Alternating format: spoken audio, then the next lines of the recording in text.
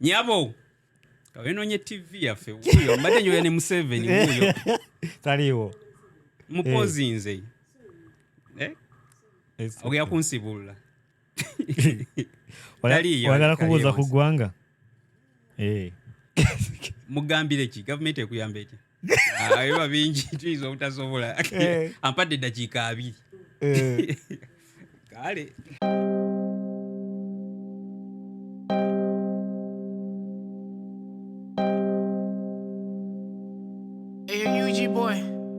Let's talk to them.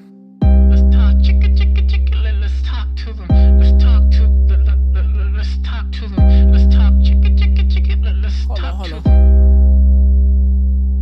Yeah, I'm from a beautiful place, the Pearl of Africa. Hailing with a 256, it's in my blood. That's a gem where the mountains rise, with stories untold. The tapestry of cultures unfolding, so vibrant and bold. A symphony of stars, a celestial light. The drums beating, echoing through the night, just like a beacon of light. A reflection that's coming up from the Nile. I'm flowing straight into the heart of Africa with timeless stories untold. What's up, dog?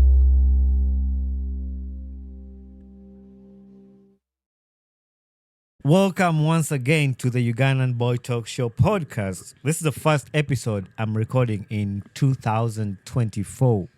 And as you may notice, I'm studio young. I'm not in my studio. I'm visiting. I'm currently in Uganda. The first episode I've recorded in Uganda ahead of my live podcast on Saturday.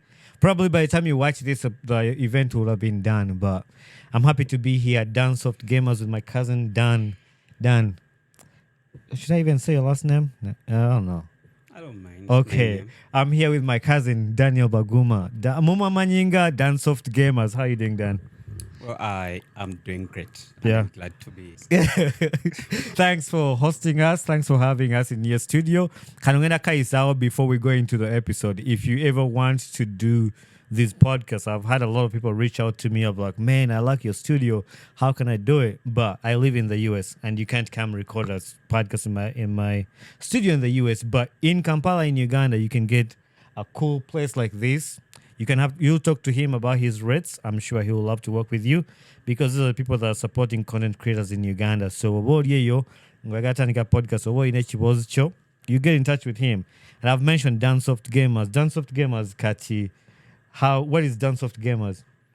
Well, Dansoft Gamers is a small but growing business that is looking at video gamers and content creators. So basically what we do is sell gaming products and content creation products, and also try to solve most of the problems those two categories of people are facing.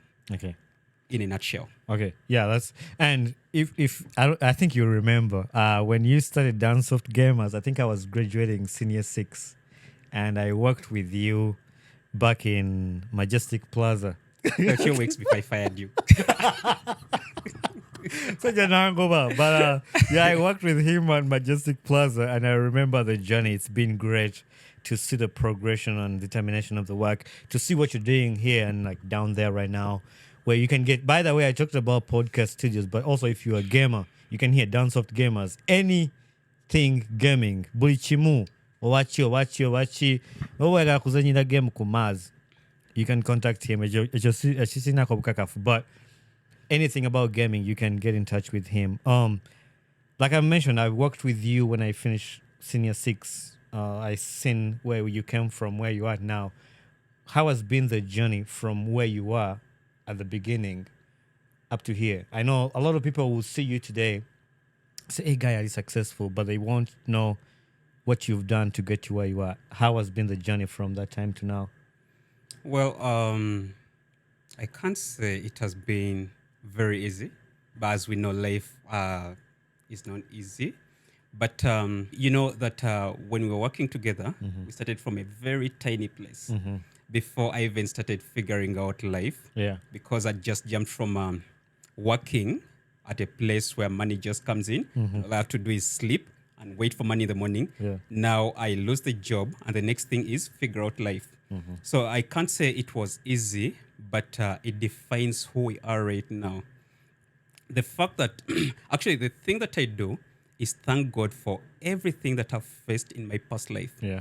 because the reason as to why I am still doing video games and then helping content creators is because I know that from a humble background, great can come out.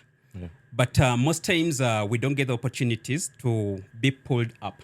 Now, the fact that it wasn't an easy thing, me building this thing, and with less help, I'd be like, okay, if I've managed to grow from something so small, can't I be able to help other people? You get build up to something, build their lives up, you get it?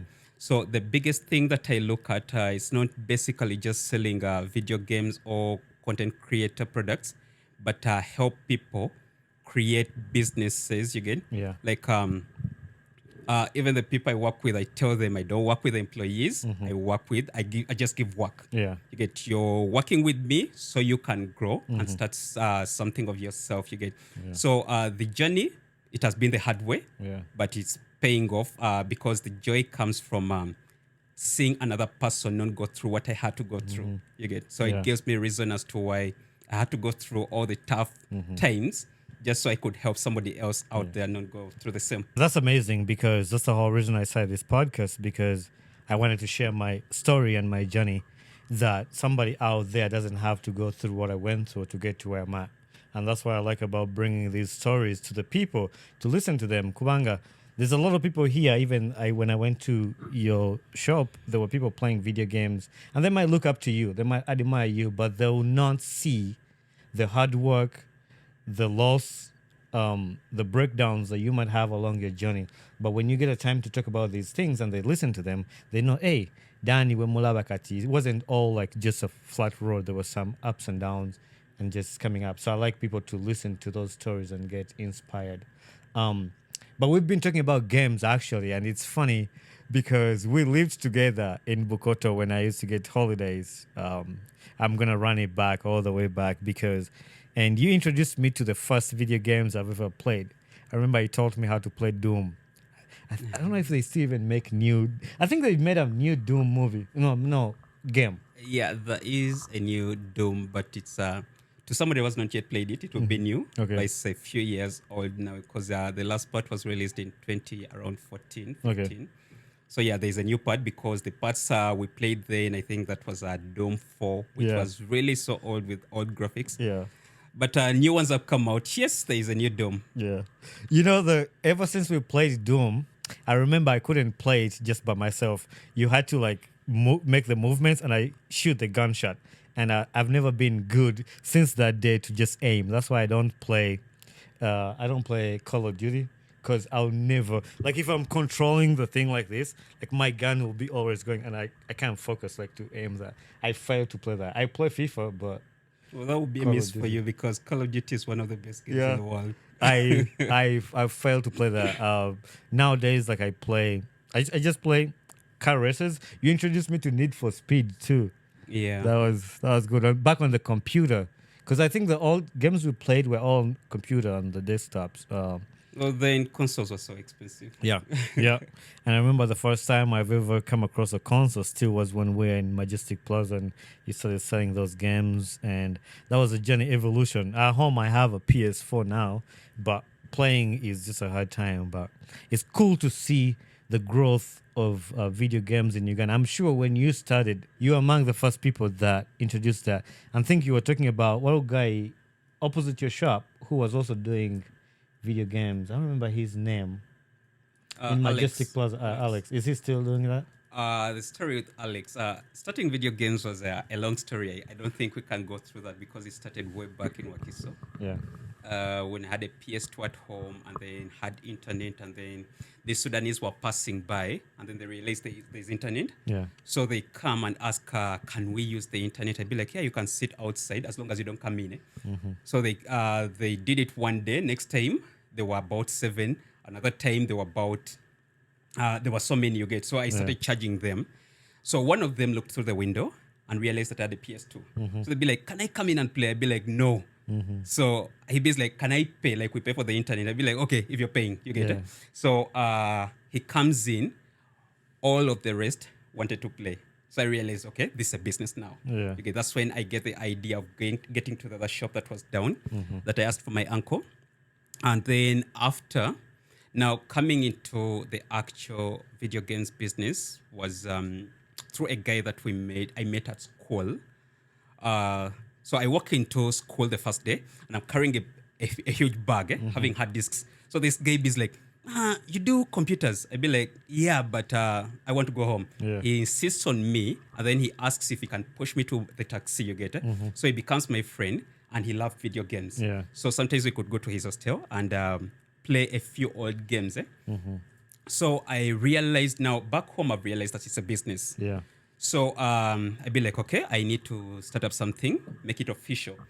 I didn't like doing business in Wakiso because you only look at little money, you get it? Those little kids who And pay I only think 500. there wasn't a lot of people who were interested in playing Exactly. at the time. And you had to get people to learn this thing. Yeah. Because you start up a game station, everyone in the area is going to be like, those things are spoiling our kids, you get it? So now realizing there was a guy who was selling, there was somebody who was selling, there were a few people who were selling PlayStation games, but no one was looking at PC games. Okay. And that's what I knew from childhood. Yeah. So I'd be like, okay, there was this guy who was selling his PC games, but they were so expensive and they had so many viruses. Yeah. You get, because I remember some guy bought and then he brought it at home and then he was like, you can make a copy. And I realized that it was infected. Yeah. So I'd be like, okay, now I need games. And I need, actually, the major reason as to why I started the business was so people could learn that video games are not a bad thing after all. Right. The reason as to why I was so good at history was because I played Assassin's Creed. Okay, Assassin's Creed, all the stories, all the parts it has, they go through the histories of different countries. Okay. You get. So I'd be like, okay, I need people to learn that video games are not a bad thing. But I needed video games I didn't have, and that guy was so expensive. Internet back then was a bit expensive, but I'd gotten internet, but I didn't know how to get the games, you get. So I speak to the guy, he's so expensive, so I cannot purchase because I wanted a wholesale, and he couldn't give me. Luckily, with time, when time went on, I did my internship from Ministry of Finance. Now, this is now God working on his providence. So I'm here struggling with games. And then this guy, I go to Ministry of Finance, and this guy likes me because I know something about the computers. Yeah. So he's like, I need you to fix my computer. Like every time you could just call me to just go to the place, just to look at his computer. So I'd be like, okay, I'll be working on your computer on one condition. You allow me to use the internet here because it was really good and it was free. Yeah. And those guys, all they do was office work. So he'd be like, you can come and do your things. Me, I don't understand them. So I'd be like, can I bring my computer? He'd be like, it's okay. Yeah. So what I could do, I would go with my laptop, plug it in his internet, his line, and then I would remotely control it. So through the night, I knew that I had access to the internet and I could get all the games that I want. Yeah. Now, I realized that I was getting so many games, but I didn't have space for them. Yeah. So I knew that I needed to look for money to buy hard disks and store them. Yeah. So I save up some money, get the hard disks. Now I have so many games. And but I have a problem. People do not understand video games and people hate video games. So how do I make them love the games? And so first thing I deal with, people, I knew that I had to deal first with the people who are already playing the video games. Yep. So I'd be like, okay, what are the problems they're facing? The guys who are selling them are so expensive. The guys who are selling them, they don't care. They just copy the files they have on their computer and then share just viruses. Yeah. So I'd be like, okay, first, the games we are playing here in the country are crap games, Yeah. pirated games. So somebody to a low-class person or an ordinary person, they don't know how to crack a game. You get it? So that means that it's so difficult for those people. So I'd be like, okay, I need to make it so easy. Yeah. So I figured out a way of repacking those games, fixing all the errors that are there so that our games are just install and play. Yeah. Okay. So everyone who bought our games knew that our games are so easy to use because all you do is purchase, enjoy the game, no errors. Yeah. And in case you get any errors, bring it back. We shall give you another game or we shall fix it for you. You get. Yeah. So that that helped raise us among the competitors, the few competitors that were there, because what we were looking at, what I was mainly looking at was solve the gamers' problems. Yeah. Do not focus on selling. Do not be so expensive. Just focus on solving their problems. So that after some time, the competitors that I had would just push their customers to me. In case somebody comes to you and they fail to figure out your game, they just be like, go to the other guy. Yeah. He'll help you fix it. You get. So with that, I realized that business is not about the exchange of money. You get. It's about how you're helping the other person. Yeah. So that, for a reason, helped to put us above when it came to PC games before we entered actually the console gaming, because knowing that the primary goal is looking at the problems gamers are facing, it's not only PC gamers that were facing problems. Console gamers were facing problems. So my focus was on solve the problems. Remember, back in Majestic, all we could do is play games from morning to evening. You get. Right now, it has been a few months without me touching a controller. Yeah. And people, the people who see me now, they'll be like, you don't even know games. You don't. You get. They have no idea. It's because I started the business because I had the passion for the video games. Right. But then the focus is now more on helping the other gamers enjoy the games they buy. Yeah. You get, than me enjoying the game, because I could be the best at FIFA. And what will that add to your life? You get. Right. So the focus shifted to just solutions instead of just selling the games. Yeah. So was I among the first people? I wouldn't say I was among the very, very first people, but I would be, I would say, I love being the first at coming up with a new solution. Okay, to the problem. Yeah, to most of the problems. There's so many things that we've looked at and so many things that we are doing right now, but they're only looking at solving the problem. So in business, solving problems and looking at the gamers, not just the games, maybe we were the first. Yeah. Or among the first. No, that has really been amazing, and to see the growth, and for you to go ahead, like, not only to just sell video games and play, but now you provide these video games and you provide even more to that.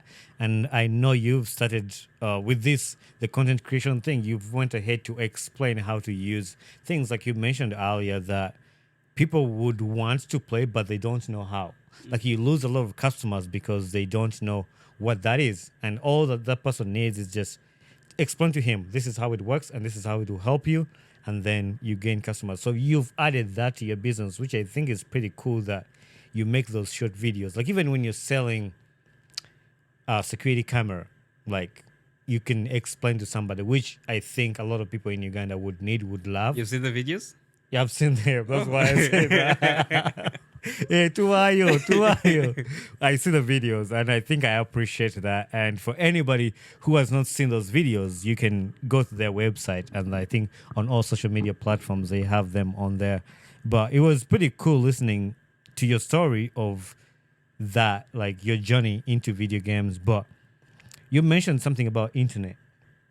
When was the first time you encountered internet? How did you get into the internet? Because I remember when the time you started these things, there was internet, but it wasn't everywhere. Like you said, till after you got the job at the place that had internet. How did you get internet for the first time? Internet. I remember my uncle, your dad, he had an internet cafe. Yeah. Back there. And then we used to use the landline phones. The modem, like a modem. Yeah, but there's a way I was so addicted to computers, and every time they could close the workplace, I would be like, can I go with the phone? So all those days, all those nights, I could not sleep, you get, and then just stay on that internet. But guess the speed. The biggest it went to, when I saw it to shoot to about 12 kbs per second. Kbs, that's not even MBs. Oh, wow. Kbs per second. That was so high because the normal was 8 to 10. Yeah. 8 to 10. So fast forward, still in Wakiso, Airtel comes. No, not Airtel. AfriCell.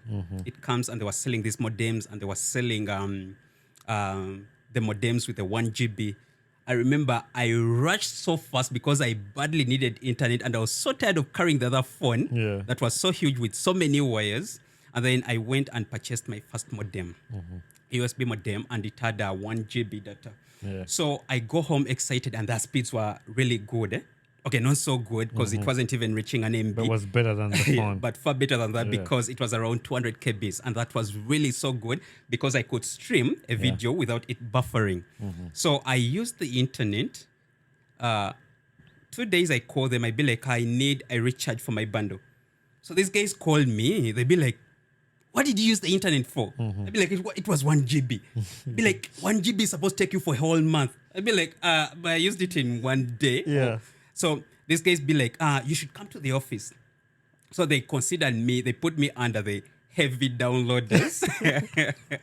And then, so there was a particular package I was purchasing. Again. Okay. Now, that's the time, around the time that I am learning about video games. So I know that I now need to download the games. Then we got some internet that was bypassed with my friend. I switched to that because it was way cheaper, got a few games. And I start work, and internet is a problem. I remember there was a guy who used to supply internet in Majestic, and used to pay him 50,000 per month. But his internet was always on and off, you get. So I get the connection with Means of Finance, then I start getting the games. Now, the other guy, I realized, he falls out of business. And then I'd be like, that's an idea. Yeah. I should be the one to supply internet. I remember that time very well. Remember, I just lost my job. So the only money I had, I think, was 1 million. Yeah. So I get my command, I be like, okay, I need a second income stream. So I go to Airtel because I'd known that Airtel had the most stable internet. And by then, they're the ones that had a good landline before the fiber came in. So I go to them and speak to them. I be like, okay, I want to do this, but I'm supplying a number of people. I want to supply a building. So these guys be like, yeah, the 512 will do for you. I be like, are you sure? They be like, yes, 512 will be okay. So they tell me the subscription will be about 200K. I'd be like, okay, that would be fair because if this guy has been charging us 50,000, so I just need only 4 people to be paying the subscription. If I can supply to all the people, those will be profits. So I'd be like, okay, let me pay for the internet. So I pay, they come and do the installation, and then they connect it to my computer. Remember, I've seen all the levels of the internet from the 12 KB that I used to have then. So they do the installation of the internet. This guy tests the speed. He's like, you see, the speed is so good. I'd be like, okay. So I try it for the first 3 days. I'd be like, but this internet, I don't feel like it matches up to what I want. They'd be like, it's okay. I'd be like, can I add at least 10 people? And it will be at least to the speed because it was around 200 KBs. But I remember the other guy was supplying. It was at least 200 KBs, you get? But we were so many people because he was supplying the whole building. So I'd be like, it's 200 KBs and it's just my computer.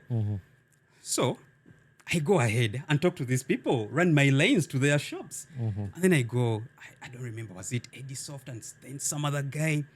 I connect them to the internet. The thing drops. Remember, they paid me for the first month and they were willing to pay for months. So the internet drops. I felt so embarrassed to even face them because I was also seeing it on my computer.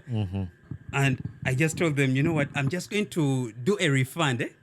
This internet has an issue. We need to solve the problem. I talked to AfriCell. No, it was UTL. It was UTL then, not Airtel.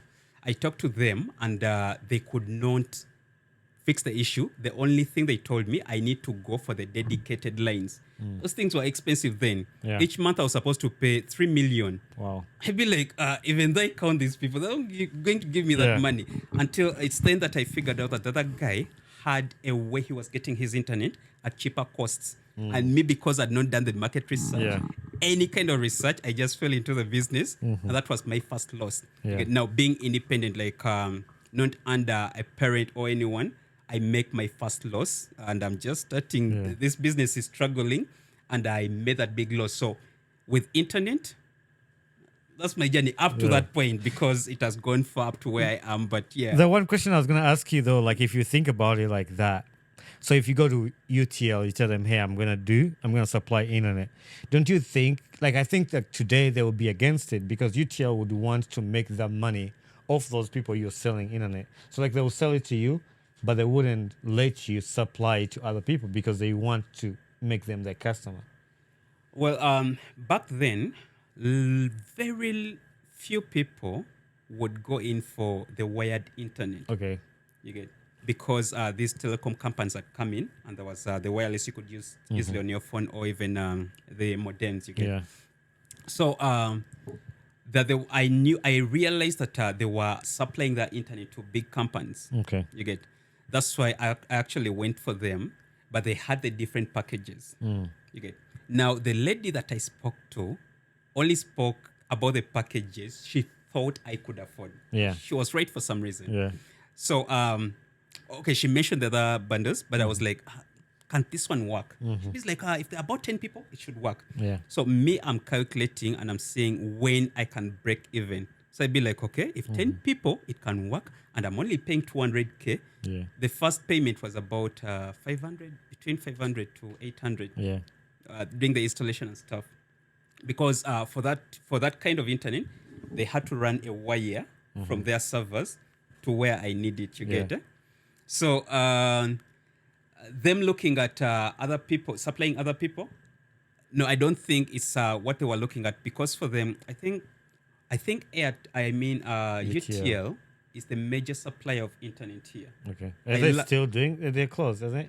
Yeah. They Uganda still. Telecom. I was told. I'm not sure about it, but I am told that most of the other companies pick from Airtel. I mean UTL. UTL. It's the one that brings it to the country. Then they pick from them.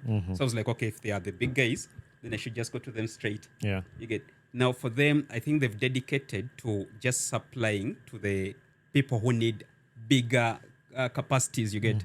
Not that's why they no longer sell the lines or even the moderns. Okay, that's quite a journey. You were talking about the speed of the internet back then and in KBs. No, I just remember the internet at my house is 1 gigabyte.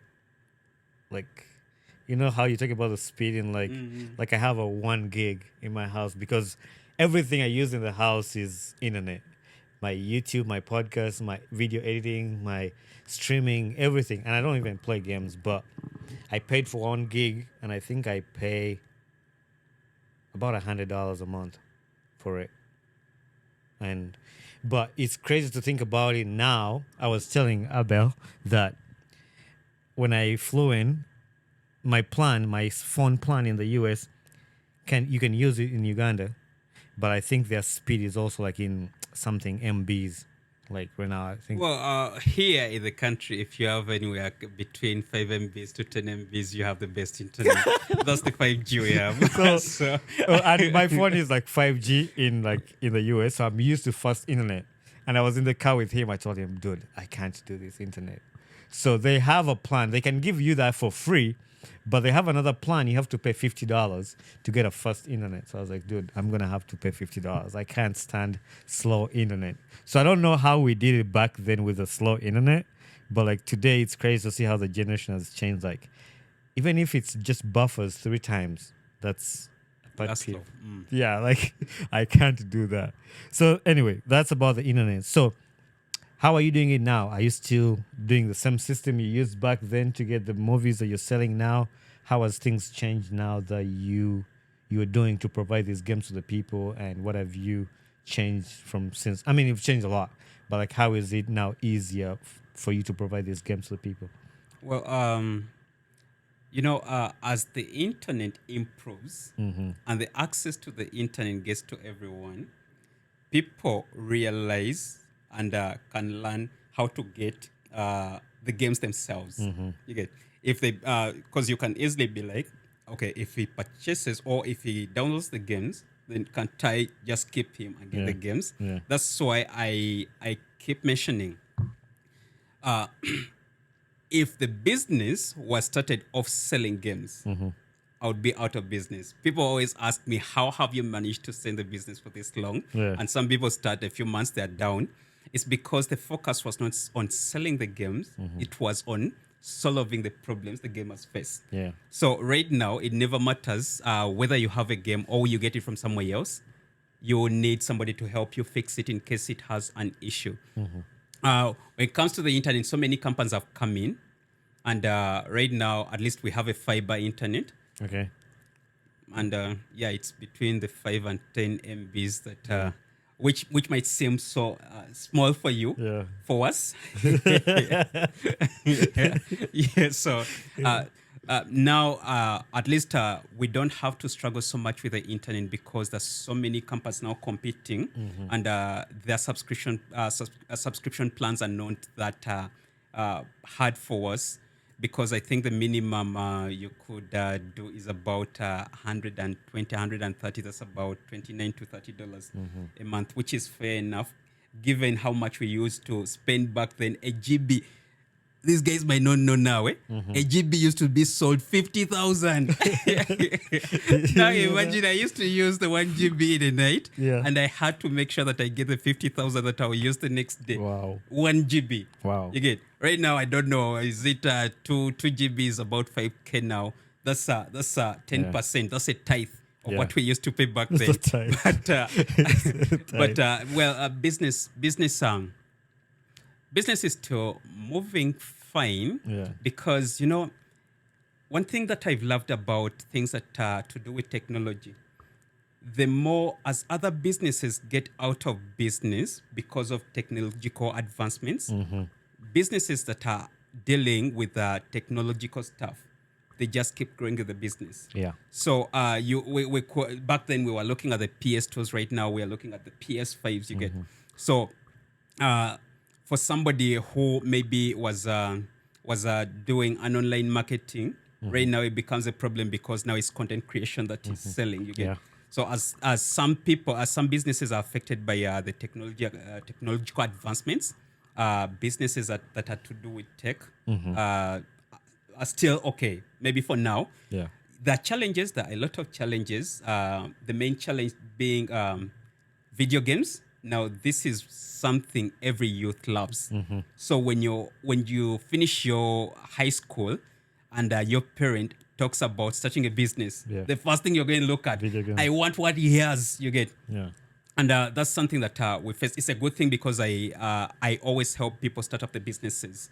And because, as I've said, position myself as a solution provider, you get. So the people who want to start the businesses, they come for help. Yeah. So instead of being against them and looking at them as competitors, but then the problem is so many people have joined the industry with less training. So the most thing they look at is competition at the level of prices. You mentioned something really good, and I remind people, we might be a lot of people that are doing a lot of things. There's a lot of podcasters there, but I don't look at them as competitors. And I have a lot of people reach out to me, how did you start your podcast? I tell you, because I have this theory of like more collaborations than like competition. Like it's not a competition. You help somebody, and that's how it should be. And I like how you've done your work. And maybe that's the reason behind why you've been super successful is your attitude or your mind towards the business, because a lot of people go in the business that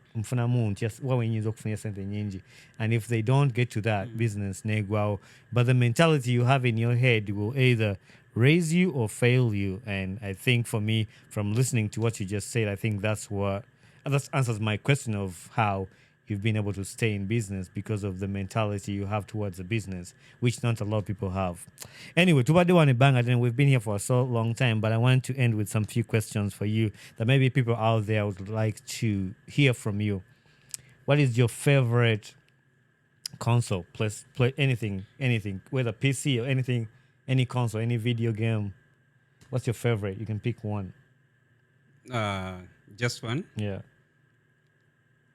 Well, I used to be an Xbox guy, but in this country, Xbox. I was gonna say about that because I've not had anything. I've not even seen them in your shop down there. Yeah. You sell Xboxes, you're going to be out of business because there's a way PlayStation sold. Yeah. That even when you're talking about a place where guys go and play, they're going to be like, "Oh, get a PlayStation name." When you get PlayStation, you get like PlayStation just built a name. Yeah. That when you just have an Xbox, you're going to struggle to get the games. You get. Okay. So I would say I'm not so much a PlayStation person. Yeah. I've always built my life around the computer and the Xbox. So if I were to choose my favorite console, that would be the ROG Ari or the Steam Deck, the portable PC consoles. Okay. Yeah, I've seen Those that. those because they would give me the feel of the console, and yet I'm not losing playing the PC games, because PC games have always been the best games. You used to sell these things back in the day. What's the name of it? It's like those what you're talking about, but they had a name for it. They were black X, and you could play like a game. It's like a little. I don't remember the name of it. Nainga, it had a little screen and then buttons on the side. What were The the Nintendo Switch. No, Nintendo. It's not. No, back in the days, by not a PS. It was the name of it. Yeah. Abe bachita what? Yari gundi.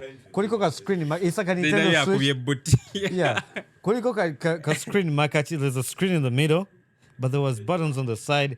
What's unanga game? PSP. PSP. That was PSP. Yeah. Are those things still there? No, no.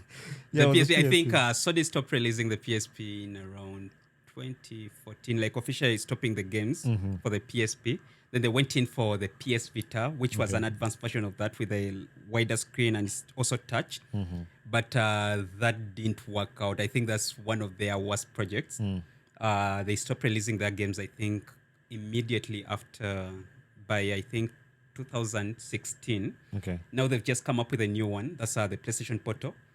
But unfortunately, for us who are here I'll speak for Ugandans, because it doesn't have its own dedicated games. To enjoy it, you need to have your own PS5. So it just does the streaming from the PS5. So it doesn't make any sense anymore. The Nintendo came in as the substitute. But Yeah, I have a Nintendo Switch at home. It's pretty nice. I like it. I have a Nintendo, and yeah. Anyway, the other question: what's your favorite top game? What game do you like to play? Call of Duty. Call of Duty. Okay. I love first-person. The other question: what game could you play and you're super confident? Wake you up in the middle of the night. I could beat you in this game. Anybody? Like they wake you up from sleep and you just play, and you know you're confident you're gonna. That used to be FIFA back then when we were in Majestic, when I had a lot of time to play games. FIFA, yes. I knew that I considered myself among the best players. Yeah. Right now, I tried playing that game a few months back, but these guys beat me so bad. Really? So FIFA, when you don't do practice, you just are too bad. But the one that I would say I would easily challenge you would still be Call of Duty. Call of Duty. Okay. I've seen people play Call of Duty. It's amazing. And it's amazing to see these games. I was watching a movie of I've forgotten his name. It's a family thing, and they went on a family trip, and this kid, he was a video gamer. He went to Las Vegas in those like big shows to just play. It was PC. And that's why I thought you're gonna say PC, because you grew up playing PC. So I thought your favorite console was gonna be a PC game, but like playing PC. Well, the consoles I talked about are also PCs, just portable now. Okay. No, I thought like the literal computer, like playing computer games.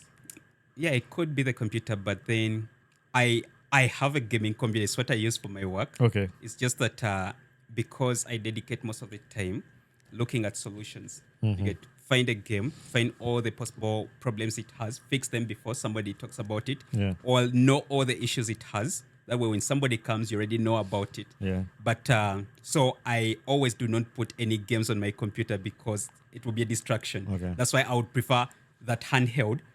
I don't have it right now, but it's what I would have loved to get, because PC, there's nothing that beats the PC. Yeah.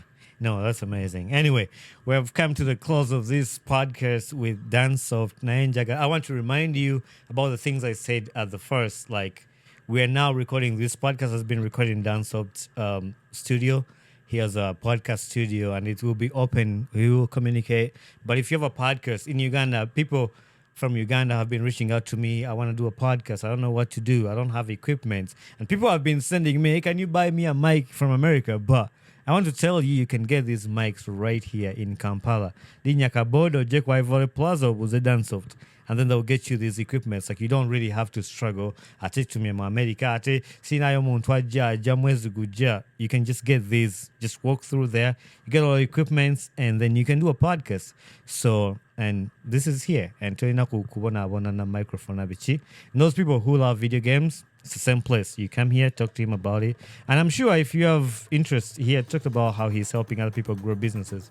If you have an interest on growing your own business, you're interested in games, come to him and he will help you. So, Mr. Dansoft, we're for your time. I'm so happy to have this podcast recorded here. I've been waiting ever since I was in the US and I was studying number. I have to go there. This is my first podcast of 2024. So, and it was in Dansoft Studio. So, everybody in Kubera want to say, well, thank you very much. Hey, my God. Got it. Bye. Hey there, this is Bonnie Kibuka, the host of the Ugandan Boy Talk Show. Thanks for watching and listening to my podcast. If you enjoyed this episode, make sure you share it with a friend and recommend somebody to this podcast.